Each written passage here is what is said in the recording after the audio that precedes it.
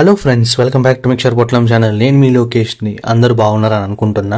Recent గా trips అంటూ ఏం ప్లాన్ చేయలేదు. సో చాలా రోజుల తర్వాత ట్రావెల్ లాగ్ అయితే చేస్తున్నా. సో #ఫీలింగ్ నర్వస్ అనమాట. ఓకే, సో పాయింట్ ఏంటంటే this is my first flight experience. అది కూడా మా కంపెనీ ప్రొవైడ్ చేయడం. సో దీనికోసం I was waiting for long time. 2 years నుండి జాబ్ చేస్తున్నా కూడా ఒకసారి కూడా ఐ నెవర్ ఎక్స్పీరియన్స్ దిస్. నాకైతే ఫస్ట్ ఫ్లైట్ ఇలానే వెళ్ళాలని చిన్నప్పటి నుండి ఉండే. So finally it came true. Late ఎందుకు, let's jump in to the video.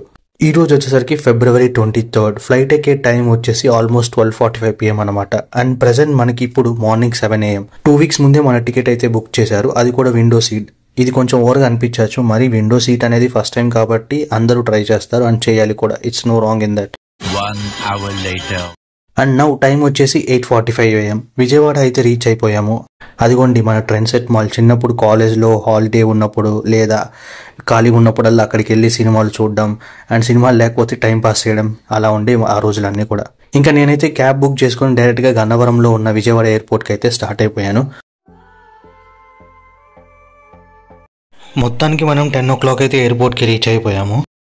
Airport gate దగ్గర ఆగడానికి ఒక కారణం ఉంది. మా చెల్లి వాళ్ళ college just opposite to the airport అనమాట. సో మా చెల్లిని పిక్ చేసుకొని సెండ్ ఆఫ్ చేస్తా అంటే ఇంకా అప్పుడు స్టార్ట్ అయిపోయాము. సో బయట గేట్ నుంచి లోపల డిపార్చర్స్ గేట్ దగ్గరికి చాలా డిస్టెన్స్ అయితే ఉంది.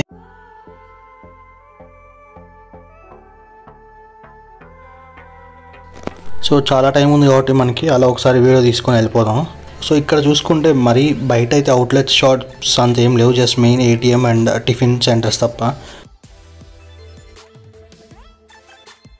సో అలా కొన్ని ఫొటోస్ దిగి బ్రేక్ఫాస్ట్ చేసి లోపలికి అయితే అమ్మంటే వెళ్ళిపోయాను. ఎందుకంటే ఫస్ట్ టైం కాబట్టి. అండ్ పర్లేదు, బాగానే ఉంది. మన ఇండిగో కౌంటర్ ఎక్కడ ఉందో చూద్దాం.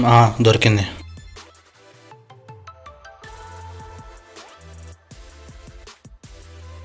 వీడియో అయితే తీయొద్దని చెప్పారు. అండ్ మనం కావాలంటే సెక్యూరిటీ చెక్ ఇన్ అయిపోయిన తర్వాత అక్కడ నుంచి తీద్దాము. సో లగేజ్ చెక్ ఇన్ అయిపోయి బోర్డింగ్ పాస్ తీసుకొని ఇంకా గేట్ నెంబర్ 6 దగ్గర అయితే వెయిట్ చేస్తున్నాను.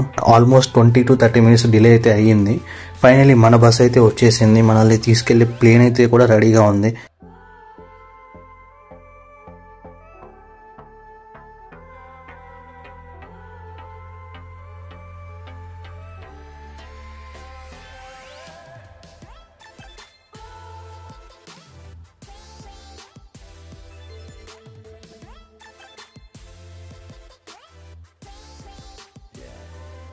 ఫైనలీ మనం బోర్డ్ అయ్యే ప్లేన్ దగ్గరికి అయితే వచ్చేసాము. ఇంకా అందరూ బోర్డ్ అయిపోయాక ప్లేన్ అయితే స్టార్ట్ అయిపోయింది.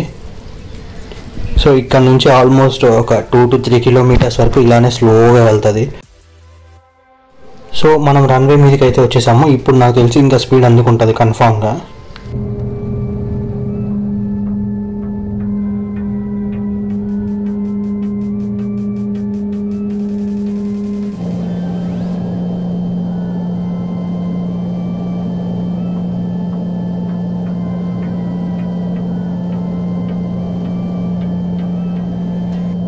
A few moments later. So ఒక 20 minutes తర్వాత వ్యూ అనమాట. ఇది చాలా అంటే చాలా బాగుంది వ్యూ మాత్రం. సో ఇందాక నేను ఒక వీడియో తీయొద్దని చెప్పి ఒక టాపిక్ అయితే డిస్కషన్ చేశాను కదా. నన్ను వీడియో అయితే తీయొద్దని చెప్పారు. ఎందుకంటే చెక్ ఇన్ బ్యాగ్ దగ్గర ఒక లేడీ ఆఫీసర్ ఎవరో ఉన్నారనమాట. సో వాళ్ళు వీడియో తీయకూడదని చెప్పి నాతో అన్నారు. Moments later. టికెట్ బుక్ చేసుకున్నప్పుడే నేను స్నాక్స్ బ్యాగ్ కూడా సెలెక్ట్ చేసుకున్నా. అయితే ఏమొచ్చాయని చూస్తే ఒక berry mix and makhana salt and pepper and దీంతో పాటు ఒక ఫ్రూట్ జ్యూస్. ఈ మూడిట్లో నాకు ఏది బాగా నచ్చిందంటే ఫ్రూట్ జ్యూస్ ఒకటి బాగా నచ్చింది. దాని తర్వాత వాళ్ళు ఇచ్చిన బెర్రీ మిక్స్. సాల్ట్ అండ్ పెప్పర్లా వచ్చిన అదైతే పాప్కార్న్ లాగా ఉంది. నాకు అసలు నచ్చలేదు.